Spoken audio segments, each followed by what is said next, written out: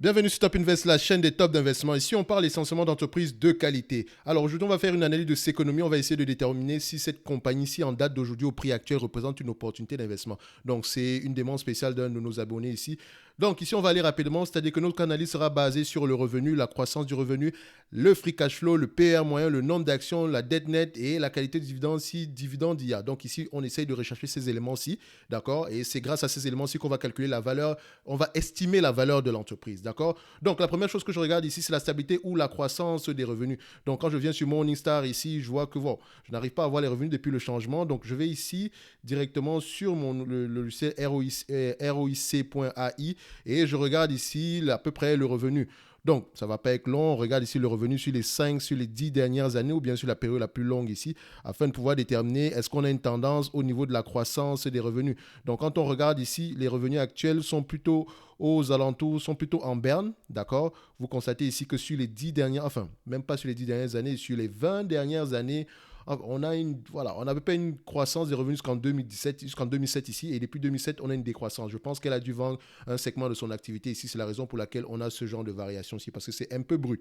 Dans tous les cas de figure, vous devez savoir pourquoi est-ce qu'on a cette variation ici, d'accord? En date d'aujourd'hui, en tout cas sur les 12 derniers mois, c'est pas une entreprise, c'est une entreprise qui fait à peu près des revenus aux alentours de 22 milliards par là. Donc, pour l'estimation des revenus ici, je dirais qu'on a une croissance des revenus à zéro plutôt. D'accord. Le plus important ici, dépendamment de ce que l'entreprise fait, c'est une compagnie qui vend des produits électroniques en haut détail. Donc, c'est-à-dire qu'elle a des magasins dans lesquels elle vend des produits électroniques. Donc, c'est un peu comme un Best Buy, mais essentiellement en Allemagne.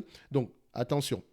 Quand on parle de vente ici, on parle également de magasins. Et quand on parle de magasins, il faut regarder le same store sale qui est une métrique très très importante pour tous les magasins au détail. D'accord? Tous les détaillants, que ce soit l'électronique, les produits vivriers, etc. Donc du moment où vous avez un magasin, une chaîne de magasins, le same store sale, c'est un élément très important dans l'analyse. Et ce n'est pas une métrique qu'on peut avoir ici. Dans tous les cas de figure, alors, quand on regarde ici les revenus sur les 12 derniers mois, on a à peu près 21 milliards 400.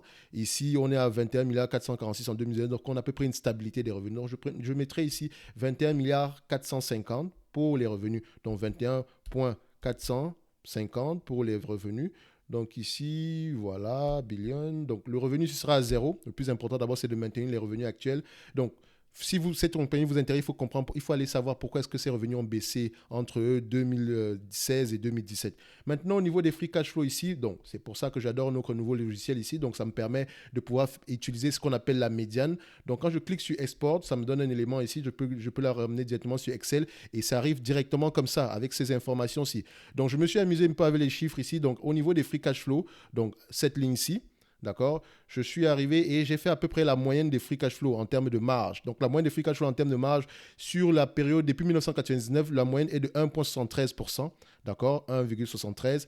Et sur les 5 dernières années, la moyenne est de 2%. D'accord? Donc, n'oubliez pas que sur les 20 dernières années, l'entreprise a changé entre-temps parce qu'on a vu cette variation de près de 60 milliards à 22 milliards. D'accord? Donc, il y a eu un changement. Donc, le changement a eu lieu entre 2016 et 2017. Donc, depuis 2017, les free cash flow sont aux alentours de 2%. Mais je ne prendrai pas des free cash flow à 2%. Pourquoi? Parce que je vous ai dit que les compagnies européennes, surtout celles qui ont des magasins, elles ont des loyers également. Et ces loyers-là sont, au lieu d'être payés aux alentours, dans la partie opérationnelle du bilan, c'est plutôt payé aux alentours, dans la partie de financement du bilan. Donc, enfin, financement des cash flows. Donc, et je n'aime pas ça parce que ça donne un free cash flow artificiellement élevé. D'accord? Donc, quand on regarde ici les rapports financiers de l'entreprise, ici, vous pouvez constater que à ce niveau-ci, au niveau de cash flow from investing activity, enfin, from financing activity, c'est bien ça ici, donc tout ce qui suit ici. Donc, vous voyez qu'on a des loyers, donc redemption lease liability. Donc, cette ligne-ci, donc moi, je ne considère pas ça comme une dette. Donc, ça doit plutôt être à ce niveau-ci des cash flow testament. Donc, c'est la raison pour laquelle je pense que les free cash flows sont artificiellement élevés. Donc, connaissant ce genre d'industrie-ci, je pense que la marge nette ici, donc le bénéfice net ici, est généralement égal au free cash flow. Donc, on va étudier ici les bénéfices nets ici. Donc, j'ai également fait le même calcul en prenant en considération la médiane par rapport au bénéfice net. Donc, ici, ça nous donne depuis 1999, ça me donne à peu près 0,9%. Donc, 0, donc ça va à peu près moins d'1% par là, presque 1%. Et depuis 2017, ça me donne à peu près 0,57%. D'accord? Donc, j'ai coupé la poire en deux. Je vais prendre 1% comme marge. D'accord? On va prendre 1%. Et je suis assez gentil en le faisant. Donc, 1% des revenus actuels d'à peu près 21 milliards 450, ça donne, c'est à peu près ça qu'on va calculer ici. Donc, en prenant 1%, j'ai été assez gentil. Parce que normalement, j'aurais dû prendre 0,57%. D'accord? Mais je l'ai pris 1% parce qu'entre-temps, on a eu 4% ici. On a eu moins 1% ici à peu près. On a eu 0,57% ici. On a eu moins 1,11% ici. Et on a eu 1% en ces niveaux. Donc, je pense qu'on a une tendance aux alentours de 1%. Donc, c'est la raison pour laquelle je prends 1% et parce que ça se rapproche également plus de la moyenne de cette entreprise-ci depuis 1999. Donc, on va prendre 1%. Maintenant, au niveau des payeurs moyens, étant dans la vente au détail, surtout des produits électroniques, genre je prendrais 10, 15, 17 pour les PER, d'accord. Et je vous ai déjà montré comment vous pouvez le faire avec Guru Focus, d'accord. Donc, vous allez sur Guru Focus et vous allez chercher l'information. J'ai déjà montré ça plusieurs fois sur les différentes vidéos ici, donc je vais encore le faire comme d'habitude d'ailleurs. Donc, c'est l'occasion pour vous, si vous aimez cette chaîne, de mettre un pouce bleu, de vous abonner également. On parle beaucoup de chaînes ici. On parle beaucoup d'entreprises ici de qualité, mais également, parfois, je réponds à des questions des abonnés ici. Ça, c'est une chaîne ici. Ça, c'est une compagnie que je ne connais pas. Et déjà, je peux vous dire que ce n'est pas une compagnie de qualitative parce qu'il y a beaucoup. Voilà, les marges ici sont instables. Et je n'aime pas quand les marges sont instables. Ça traduit généralement que ce n'est pas une compagnie qui a des avantages compétitifs. Donc, ici, on part au niveau de l'Europe. Dans Europe, ici, on va dans Consumer Cyclical. Donc, dans Consumer Cyclical, on va regarder ici Retail Cyclical. Donc, Retail Cyclical, généralement, on va regarder. Cette entreprise-ci, c'est vraiment le Retail Cyclical. Donc, parce qu'elle vend des produits, voilà. Vous n'allez pas acheter une télévision alors qu'on est en pleine récession, vous voyez. Donc, ce n'est pas des produits indispensables. Donc, ici, on regarde ici en termes de. Vous voyez que la plupart des entreprises qui sont ici Retail Cyclical, vous allez même trouver des entreprises comme LVMH. Pourtant, c'est vraiment pas. Voilà, je ne pense pas que LVMH devrait se retrouver à peu près à ces niveaux-ci. Mais bon, on doit prendre une moyenne, on doit travailler avec une moyenne. Donc, on va également regarder ici les PER. Vous constatez que les PER moyens dans l'industrie ici sont à peu près de 15 fois les bénéfices. Donc, on peut aller jusqu'à 20 fois les bénéfices. Mais ça, c'est pour la crème de la crème. Donc, généralement, c'est pour aller avec les LVMH par là. Donc, je prendrai 15 fois les bénéfices ici. D'accord? Donc, quand je mets ici mes payeurs à 15 fois les bénéfices, donc je prends 10, 15, 17, parce qu'avec une préférence pour 15, mais parfois on peut aller à 17. Je peux également aller regarder ici ce que l'entreprise, au niveau de l'évaluation, qu'est-ce qui se passe généralement. Donc on va prendre ici au niveau de Morningstar, donc on va aller dans Valuation. On va voir combien s'échange généralement l'entreprise en moyenne. Donc, on peut constater ici que les PER auront tendance à être élevés parce que voilà, ils varient énormément. Donc, sur les 5 dernières années, on a 17 fois les bénéfices. Voilà, voilà. Donc on prendra 17 fois on prendra 17 fois comme maximum ici, mais j'ai une préférence pour 15 fois les bénéfices par là. D'accord? Donc, on a tous les éléments nécessaires. Pour le dividende, on va revenir tantôt tout à l'heure. Donc, la dette nette ici, je vous ai dit qu'on fait à peu près valeur d'entreprise moins capitalisation boursière ici. Donc, quand on vient sur Yahoo Finance, on voit ici 3 milliards, valeur d'entreprise. Donc, je vais prendre 3 milliards, donc 3,080 moins 1,400 moins 1 milliard 400 qui est la capitalisation boursière actuelle, ça nous donne à peu près une dette nette aux alentours de 1 milliard 680. Donc, notre logiciel ici nous dit qu'on nous donne combien? 1 milliard 380. OK, on va prendre 1 milliard 380 dans tous les cas de figure. Ça reste une estimation ici. Donc, vous devez rentrer dans les rapports financiers pour voir la dette nette réelle ici. Dans tous les cas de figure, ça reste une estimation. Donc, on prendra ici 1 milliard 380, d'accord?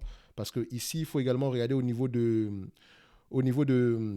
Yahoo Finance, les états financiers datent de quand? Donc, quand je regarde ici, les derniers rapports datent du mois de mars 2022. Donc, peut-être qu'on a pris une dette supplémentaire ici. Donc, est-ce qu'on doit prendre celui de Yahoo Finance? J'aurais une préférence pour celui de Yahoo Finance ici. Mais bon, pour simplifier la tâche, disons même qu'on va prendre celui de Yahoo Finance parce qu'à la fin de la journée, ça ne va pas changer. Quand je dis ça ne va pas changer grand-chose, parce que ça va être par rapport au nombre d'actions ici. Vous constatez que si on prend le nombre d'actions ici, il y a une différence entre les deux, entre 1 milliard 600 et 1 milliard 300. Il y a une différence à peu près de 300 millions ici. Donc, si vous divisez 300 millions divisé par 485 ici, ça donne à peu près aux alentours de... Donc, quand on prend ici 3 divisé par 4,85, j'ai divisé par 100 ici, donc c'est pour ça que je préfère par 4,85. Donc c'est à peu près ici 0,61 euros, donc 61 centimes d'euros de différence, d'accord? Donc on peut prendre ici ce que Yahoo Finance nous dit. De toutes les façons, ici, on ne cherche pas à avoir précisément raison. On va avoir le moins tort possible, mais je vous dis que si Yahoo Finance prend en considération le loyer, ça va nous donner une information qui est totalement erronée.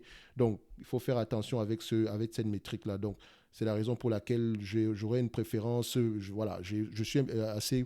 Je me dis, Je suis assez partagé par rapport à ce que je vais utiliser, mais bon, comme c'est reste une estimation, on va prendre 1,680 milliard, d'accord? Donc 680 ici, on met le nombre d'actions. Donc sur Yahoo Finance ici, nombre d'actions ici, on va directement, on constate qu'on a un nombre d'actions de combien? On a à peu près combien? Un nombre d'actions. Voilà, chez Austin, 485 millions d'actions, donc on va mettre 485 millions d'actions ici. Donc 4, 8, 5. D'accord? Donc, la qualité de dividende, on va y revenir tantôt. On a tous les éléments nécessaires. Donc, je vais directement calculer avec 15 fois les bénéfices. Soyez très attentifs. D'accord? Ça va pas. On va faire ceci. 21 milliards 450 millions. 1% de cette somme-là, ça donne combien? Ça donne ici 214 millions. D'accord? 214,5 millions. D'accord? Donc, maintenant, multiplié par 15 fois les bénéfices, je prends la moyenne ici. 15 fois les bénéfices. D'accord? Ça donne 3 milliards 217,5. D'accord? Maintenant, moins la dette nette de 1 milliard 680. D'accord? Ça me donne 1 milliard 537. D'accord? Et je divise cela par le nombre d'actions, 485 millions. Ça donne ici 3,17 €. En date d'aujourd'hui, on cote à combien? On cote à 2,79 €. Donc, on se dira que l'entreprise est sous-évaluée en date d'aujourd'hui, selon ses calculs. D'accord? Donc, ça dépend des marges de free cash flow de 1%, d'un revenu de 21 milliards 450, de 15 à 15 fois les bénéfices. D'accord? Ça nous donne une valorisation aux alentours de 3,17 €. D'accord? Est-ce que c'est une. Voilà, ça montre qu'on a une décote ici, donc à peu près de 13%. Est-ce que ça veut dire qu'on devrait investir au prix actuel? Je dirais non. Si cette compagnie vous intéresse, ne l'achetez pas à 3 euros au prix actuel. D'accord? Demandez une décote supplémentaire. Moi, je demande toujours une décote de 50%. Donc, cette entreprise va m'intéresser aux alentours de 1,60 €. Et d'ailleurs, même, ce n'est pas une entreprise que j'achèterais parce qu'elle n'a pas d'avantage compétitif. Les marges sont complètement instables et je n'aime pas ce genre de compagnie-là. Et quand on parle d'inflation, augmentation des taux d'intérêt, je pense que c'est une entreprise qui va souffrir si on va en récession. D'accord? Donc, je reste à l'écart de ce genre de compagnie-ci. Évidemment, elle verse un dividende. En date d'aujourd'hui, dépendamment, on a un dividende ici qui est d'à peu près de 6,25%. Ce dividende-là, il est instable. Dans le sens, ce n'est pas une entreprise qui verse généralement un dividende voilà, à chaque période. Donc, vous pouvez voir ici, si on prend ici le dividende ici par rapport aux périodes précédentes. Donc, je vais le mettre ici par rapport au quarterly. Donc, en date d'aujourd'hui, je pense que si on fait le calcul ici, ils ont à peu près 485 millions d'actions et ils versent à peu près 17 centimes d'euros par action. Donc, ça fait à peu près 82 millions, d'accord, pour le dividende, 82 millions par an pour le dividende ici. Est-ce que c'est gérable? Oui, ils peuvent payer ce dividende-ci parce que n'oubliez pas qu'ils ont des free cash flow de 214 millions. D'accord? Ils peuvent avoir des free cash flow avec 1% de marge de 214 millions ici. D'accord? Donc, c'est possible de payer ce dividende-ci. Donc, il va rester à peu près à 120 millions, 130 millions pour la dette ici. Et voilà, ils ont une dette à peu près 1,6 milliard. Donc, ça peut leur permettre de rembourser la dette. Donc, c'est gérable en termes de dividendes. Mais maintenant, est-ce que c'est une entreprise qui doit payer un dividende? Moi, je vous dirais non. Ou si du moins payer un dividende toutefois minime. Dans tous les cas de figure ici, vous constatez que par rapport au dividende, donc je prends ici dividende, je fais la recherche. Par rapport au dividende ici, on a à peu près un dividende qui n'est pas stable. Donc, vous constatez que ce n'est pas une entreprise. Depuis 2008, ici, le dividende est instable. D'accord? Parfois, on verse plus, parfois, on verse moins, mais c'est clairement pas une entreprise qui devrait verser un énorme dividende. Et depuis qu'elle a fait le changement, depuis 2017, ici, vous constatez que le dividende est plutôt erratique. Il n'est pas stable. Donc, ici, je dirais que le dividende n'est pas qualitatif. D'accord? Donc, si l'entreprise devait reverser la totalité des free cash flow ici en termes de dividendes, en prenant en considération les free cash flow actuels de 214 millions, d'accord, potentiels, divisé par la capitalisation boursière actuelle, ça nous donne à peu près un rendement de 15%. C'est très beau, un rendement de 15%. D'accord? C'est tentant. Maintenant, si on ajoute la dette aux alentours, si on fait 214 divisé par la capitalisation boursière, la valeur d'entreprise, plutôt ici, ça nous donne aux alentours de 7%. Donc, à cause de la dette, on aura plutôt tendance à être aux alentours de 7% en termes de rendement potentiel si on ne rembourse pas cette dette-là. Donc, je dirais qu'à 6% ici, c'est déjà correct. Elle peut tenir, mais il est préférable qu'elle ne paye pas un dividende, qu'elle repaye la dette au complet. Donc, moi, je dirais ici que ce n'est pas une opportunité d'investissement et c'est clairement pas une entreprise qui devrait intéresser les abonnés de Top Invest, d'accord? Parce qu'il n'y a pas de stabilité dans cette entreprise ici. Même si elle a des 20 milliards, même si elle reste des free cash flow, ce free cash flow-là, il est instable. Ce dividende-là, il est instable plutôt. Donc, ceci n'est que mon avis. Évidemment, il peut avoir des hidden assets parce qu'il y a un abonné ici qui, voilà, il m'a dit la dernière fois que mon analyse sur Casino n'avait pas de sens du tout. Pourquoi? Parce que je ne prenais pas en considération les actifs de Casino. Et quand on regarde, oui, Casino a des actifs. Casino possède par exemple Cdiscount, ils ont des investements en Afrique, etc. Ils ont même des investements dans des parcs solaires. Enfin, quand je dis des parcs solaires, donc ils sont également investis très je dirais pas des parcs solaires en fait. Donc ils produisent de l'énergie solaire en fait. D'accord? Donc, c'est le nom qui m'échappe uniquement. Mais ils ont également des investissements dans ce secteur d'activité-là, dans de l'énergie renouvelable, notamment dans le solaire. Donc, je disais, oui, c'est vrai, mais ça ne se voit pas dans les chiffres. Parce que cette entreprise n'est pas gérée pour les investisseurs, en fait. Ce n'est pas une entreprise qui est gérée pour les investisseurs de casino. Peut-être pour les investisseurs de rallye, mais pas de casino groupe. D'accord? Donc, le PDG ici se sucre sur le dos de l'entreprise, sur le dos des investisseurs. Donc, oui, Casino a tous ces actifs-là, mais ces actifs-là ne se revoient, ça ne rentre pas dans nos poches. Ça ne se voit pas dans les bénéfices nets. Ça ne se voit pas dans les dividendes non plus. Il n'y a rien. Donc, comment est-ce qu'on peut évaluer cela? Et faites attention aux actifs cachés. Si le management tient vraiment à ce que la valeur de ces actifs-là soit vraiment, soit reportée réellement, elle va les revendre ou bien elle va les placer en bourse et elle va se prendre un dividende qu'elle va vous reverser également. Mais ça ne se voit pas du tout. Ça ne se voit pas du tout. Donc, si on a un management qui n'est pas de qualité, ça ne sert à rien d'avoir énormément d'actifs, sauf si vous pouvez avoir 1% de cette entreprise-ci et aller batailler avec le management. Mais en tant que petit investisseur, ça, c'est dans le domaine du rêve. D'accord? Et je n'ai pas envie de spéculer sur des éventuels actifs qui ont de la valeur. Donc, peut-être qu'il y a des actifs cachés ici, mais ces actifs cachés-là rapportent combien?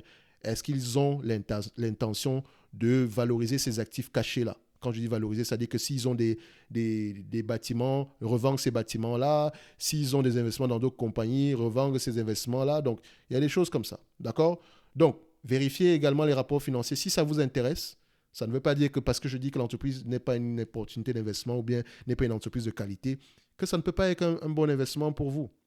D'accord?